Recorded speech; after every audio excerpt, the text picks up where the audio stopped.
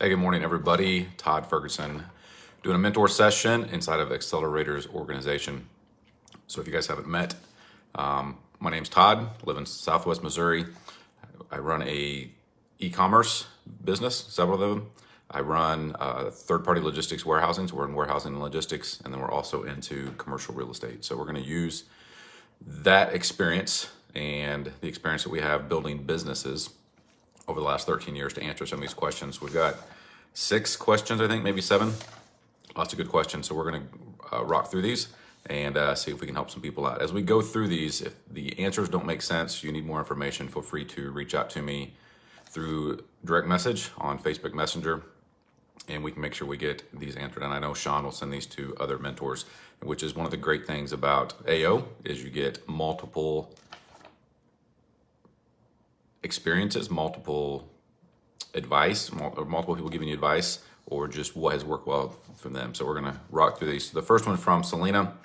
Selena, her question is international importing. So business description says, I have a vendor overseas in Austria that produces a great quality product, but I'm struggling to find a way to import the products.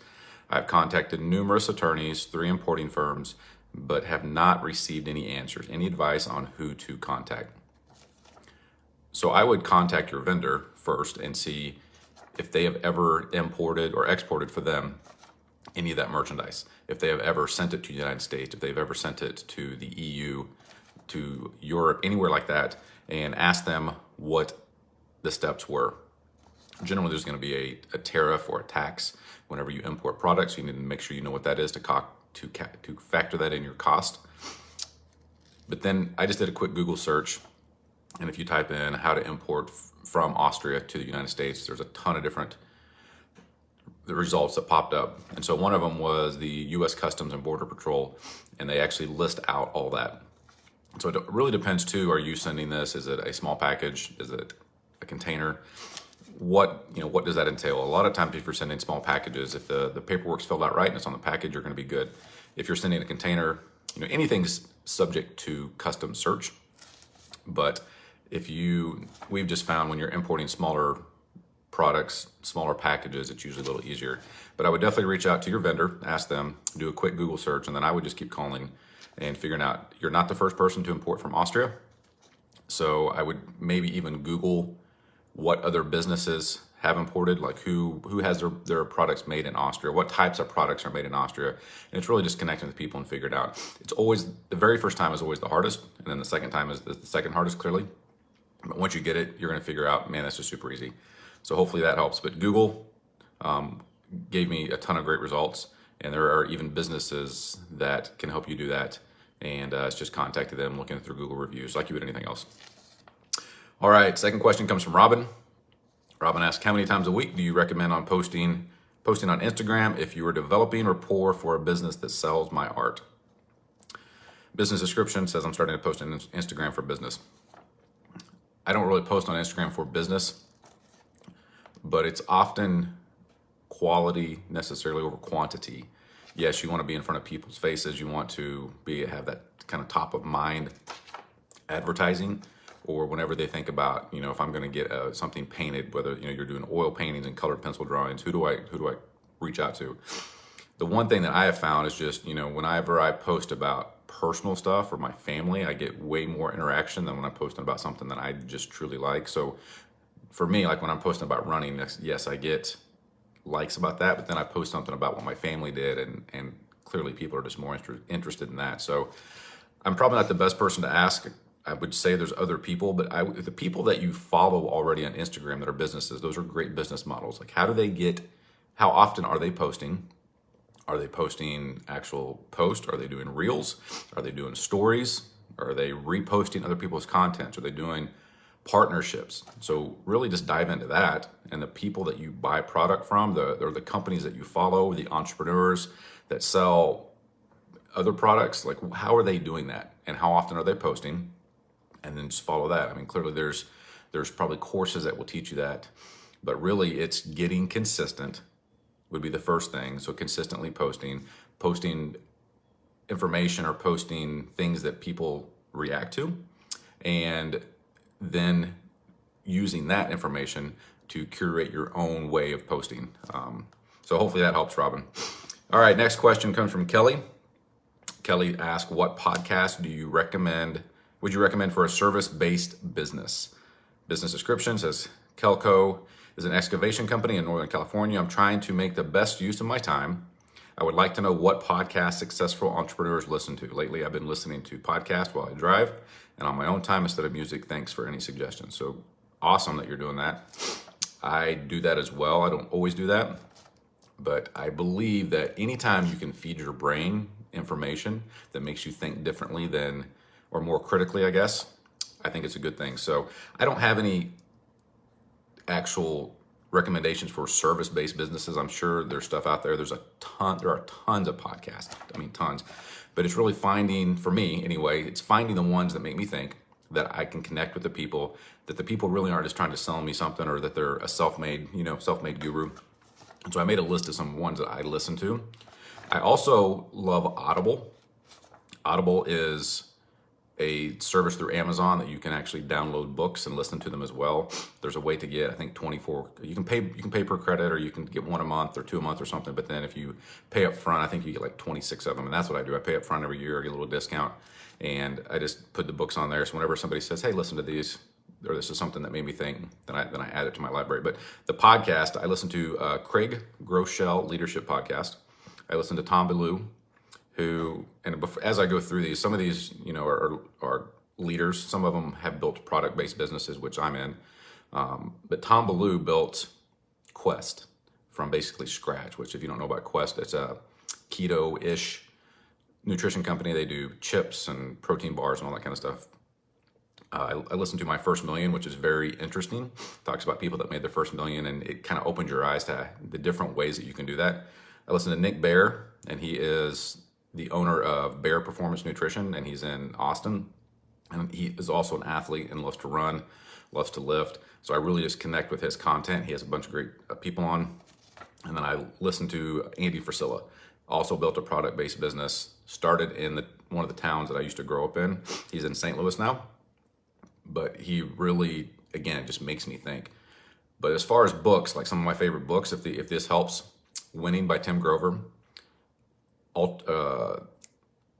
Extreme Ownership by Jocko Willink, Shoe Dog by Phil Knight, and then Mindset by Carol Dweck. So those are some of the things. And as you kind of get going down this rabbit hole, you'll find other stuff. But again, just find, if you're listening to podcasts, what works again for me. Find somebody that you can connect with and that you resonate with and that makes you think. And that's where I get value. So hopefully that helps there.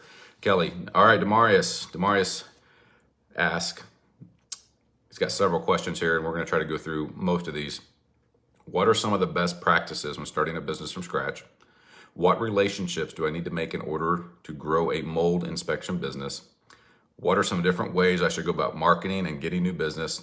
How do I know how much money to put into advertising and marketing without overspending and going into debt? I have a list of realtors. How should I approach them about my new business venture without trying to sell them something? What is the ratio / percentage of revenue to net profit for each business I should be aiming for? So five or six questions in there. Business description. So my name is Demarius Tooks. I'm my mold inspection license and certification. I started Southwest Florida Mold Pros and environmental inspection in mid-October. My goal is to do at least 20 mold inspections a month to make $100K in the next 12 months. So with Demarius, the first thing I would say is these questions here, you have access to Joe the Home Pro, and a lot of these he's going to be able to help you with. And so I'm going to answer some of them, but I would really reach out to him because he has built a business from scratch. He has went through a lot of what you're asking for. And I really believe that he can help guide you in the right directions and guide you with these and set you off on the right path. Because some of this stuff, like I personally have no experience in, but I'm going to answer based on what I know. So what are the best practices when starting a business from scratch? What I believe, what has worked for us is, first of all, identifying your avatar. It's your ideal customer. Who's looking for mold removal? Where do they live? How much do they make? Do they live in a house? Do they live in a condo? All that kind of stuff. And then looking at market share. Like how many people annually are doing that or that need mold removal? How many companies are there? How many went out of business? It's all market research. So that would be the first thing. What relationships do you need to make? any relationships, you never really know where a certain relationship is going to lead. So anytime you have the opportunity to network and just let people know what you do, you're not selling them your service, because most of the time, from what I would gather, is people, yes, when they have a mold problem, they're going to Google that or look, but it's really that, again, top of mind. If this happens, this is the person that I'm going to call. So any relationships are good. I mean, clearly the realtors, anybody that has to do with remodeling or that are contractors, those are the people that I would want to get my information out to. What are some different ways you should go about marketing? Really just pounding the streets, word of mouth, handing out business cards, being out there so people see you. People, they should know you. I mean, Joe is a great example. Joe, the home pro, like they know him for home inspections. So it's getting to where they know that Southwest Florida Mold Pros is the person that we need to call. So that's marketing, is just, getting out there. You can spend money, you can do it for free, but it's just really getting out and networking and introducing your product and business to as many people as you can. How do I know how much money to put into advertising and marketing without overspending and going into debt? It's all about the ROI that you get from your customers, knowing your customer's lifetime value, knowing how much a customer is going to spend. Are they repeat customers? Are they coming back? Are they referring people?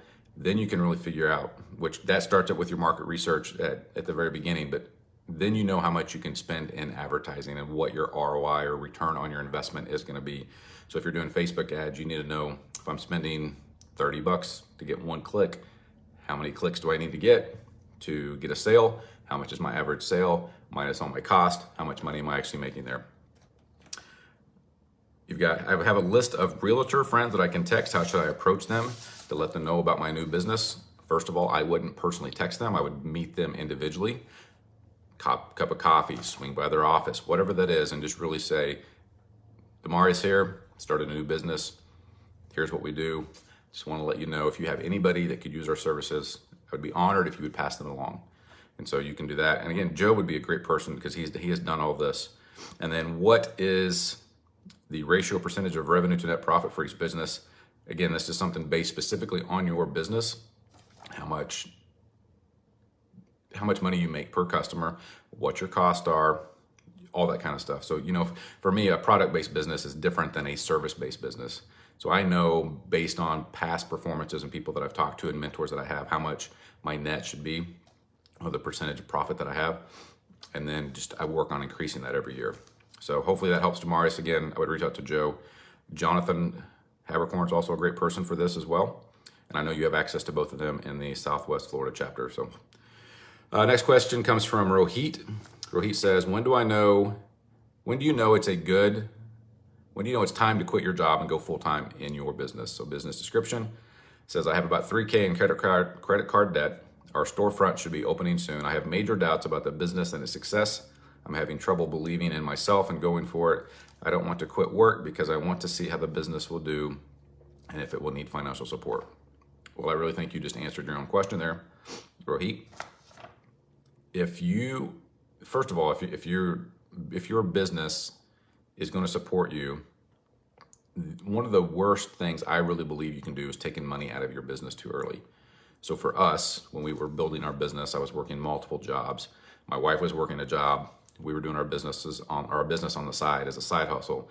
And then where we got to the point to where we were making enough money or more money than we were making at our full-time jobs, that's when we decided to give this thing a shot. And so I went full-time first, and then Paige went full-time 2 or 3 years later. But if you have doubt that your business can support you, prove that your business can support you. So once your storefront opens, set some goals for yourself, set some goals for the business, set some revenue and some profit goals. Start setting money aside.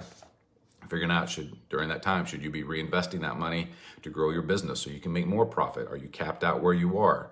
There's a ton of different things that you can do, but if your business right now cannot support you and pay its bills and have put money aside to grow, I would say it's probably not time. Now, yes, you can do the scenario that if I wasn't working full time and I put all of my efforts into this business, I could make more money. So there's that teeter-totter, kind of that catch-22 that you have to figure out. But if you are having doubts, I would make the business prove to you, or make you prove that you can support yourself and then not quit your job. So set a goal, say, hey, in 12 months, 6 months, whatever it is, I want to quit my job, but then really work towards that. Find a coach, find a mentor that can keep you accountable, that can help you set those milestones and get you off on the right track. So that way, when you do go full time, it's very seamless, very easy. Not easy. Easy is not the right word, but very seamless and doable. All right, next question comes from Robin again. Says, what do you do when a family member asks more than you have time to do? So business description, just says, for the past 11 days, I've been on dog duty. She's very needy and loves it, but it exhausts me. Do you have any thoughts? I believe in supporting family. My sister is always traveling and needs constant care. I don't want to do it for any money, or if I don't want to not do it for money. Any advice? Kind of hard to figure this out, but I'm guessing that you're watching your sister's dog. Your sister's not paying you, and you're really getting burnt out. So the first thing is just to set boundaries. It's oftentimes when you're your own business owner or your own boss, you're a business owner, you work for yourself, however you want to say it, people seem to think you have all this free time. People seem to think that they can take advantage of your time, and it's very easy to let people do that, especially family. So what works for us is we just set very clear boundaries. Like I work usually 6 a.m. to 4 p.m., sometimes longer. Yes, I can do stuff, but like that is my time to run my business. And we have had things where friends and or family just assume that we're going to do it or expect it, and you just have to get good at saying no. If you need to get paid, then you need to have a conversation with your sister. I would love to do this, but I need to be compensated for my time. I need to be compensated for my travel. And yes, it's a weird conversation to have with your family, but as long as you let people take advantage of your kindness and your time, then they're going to continue to do that until you set some very clear boundaries. So just have a conversation with people, let them know, like, listen, I would love to help you out, but I can't. And don't say I won't, but just like, I can't. And just have conversation with them is the way to go. Quit being so nice, learn to say no, and that'll help you out a lot. So last question here comes from Marco. Marco says, how do you organize and plan your day, weeks to work the company? Business description says, San Felino is a full travel concierge service company. We focus in Colombia and provide travelers all over the world with a prime bespoke experience in the country, meeting the highest standards of service. Our portfolio includes villas, apartments, private islands, boats, charter yachts, VIP access to premium clubs and restaurants, corporate events, tastings and amazing experiences within the local community. So the thing that I do is I use Google Calendar. That is the way I plan my day, my week, my month. I do have a desk calendar that I write stuff on. I also have a whiteboard that I write stuff on too, and then I use a to-do list. But the Google Calendar is the thing that runs my day, that runs my week. And so I plan that every Sunday. I color code everything, business, family, personal, the 3 colors that I use. And I have reoccurring events. That is what works for me. The thing that is going to work for you is the thing you're going to use. There are programs out there like Monday.com, Trello. There's other stuff that you can use to help organize and then kind of plan stuff. I know some people that have started using Motion. Might be something that I look at, but basically Motion hooks to your Google Calendar. You put in all the things that you need to get done, and it finds time for you to do that. So instead of you saying, at 10 o'clock, I'm going to do X, Motion says, you're going to, you put in the actual task, how long it's going to take, and then Motion finds spots in your calendar that are free to do that.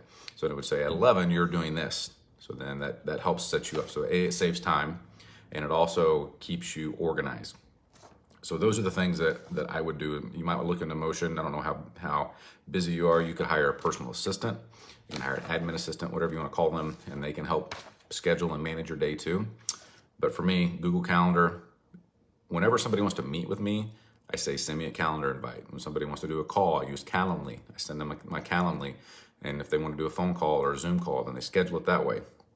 I've even taught, not myself, my wife and I have taught our daughter, whenever she has practice, volleyball games, a school play, whatever it is, she puts it in the Google Calendar and sends us an invite. And so that way it's on there, we know what's going on. But those are the things that work for us. So hopefully that helps. Everybody, great questions. Keep them coming. This is probably the most questions that I've had in a while, and very fun to answer them, and hopefully that helps you guys out. If I don't talk to you guys between now and then, have a Merry Christmas, have a Happy New Year, and we will talk to everyone soon.